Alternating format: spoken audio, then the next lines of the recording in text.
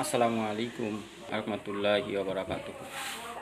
যার দয়া এত বিশাল, তার সম্মুখে অবনত হয়ে ক্ষমা চাওয়াই মুমিনের কাজ, এর বিপরীত নয়। শয়তান তো আমাদের এ সবক দিচ্ছে যে আল্লাহ তাআলা তো বড়ই মেহেরবান, তিনি মাফ করে দিবেন, তাই তোমরা যা খুশি করে বেড়াও। আরে ভাই, এটাও কি কোনো বুদ্ধিমানের কাজ হলো? একটি কুকুর আপনার রুটি খেয়ে আপনার বশ্যতা স্বীকার করে নেয়, আর আমরা আমাদের রবের রুটি রুজি খেয়ে তার নিয়ামতসমূহ ভোগ করে তার অবাধ্য হয়ে যাই। তাহলে কি আমাদের স্বভাব কুকুরের চেয়েও নিচে নেমে গেল না?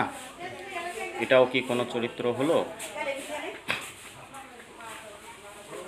প্রিয় ভাই ও বোন, শয়তানের সবক শুনে আমরা আর নাফরমান না হই, এমন মেহেরবান মালিকের অবাধ্য না হই, এমন মহাশক্তি বাদশাহকে রাগান্বিত না করি। আসুন আল্লাহ তাআলার দরবারে অবনত হই। তিনি বসে আছে আমার তওবা অপেক্ষায়। আমাদের নাফরমানিতে ফেরেশতাগণ লজ্জিত হয়ে রাগান্বিত হন। ফেরেশতাগণ রাগান্বিত হয়ে আল্লাহর দরবারে আরজ করেন, হে আল্লাহ, অনুমতি দিন, এ অকৃতজ্ঞ অবাধ্যদের ধ্বংস করে দিই আসি। আমি অনুমতি চাই, আমাকে অনুমতি দিন, ফেটে যাই, আর এ অবাধ্যরা আমার ভিতরে দাফন হয়ে যাক।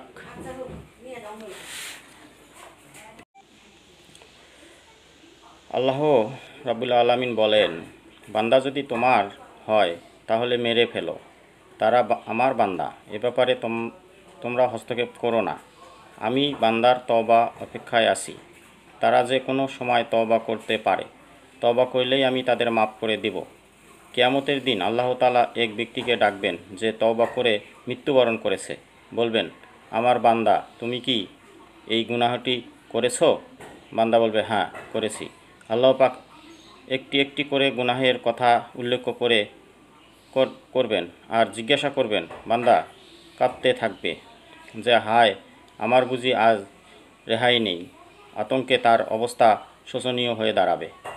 শেষে আল্লাহ তাআলা বলবে, বান্দা শোনো, তুমি যতই গুনাহ করেছো, আমি তোমার সমস্ত গুনাহগুলোকে নেকিতে বদলে দিয়েছি।